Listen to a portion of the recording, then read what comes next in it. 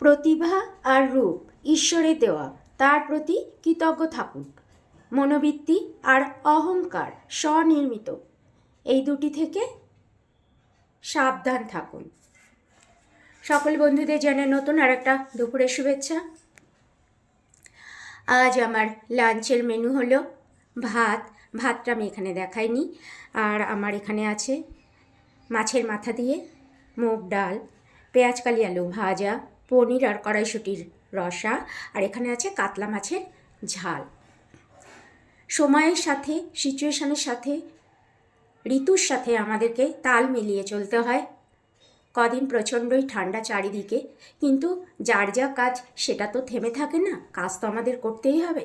আর বিশেষ করে হাউস ওয়াইফদের সবসময়তেই বাড়িতে জলের কাজ। তো যাই হোক, যতটা নিজেদেরকে সুস্থ রেখে সাবধানে রেখে কাজ করা যায়, আমাদের ঠিক সেইভাবেই কাজ করতে হবে।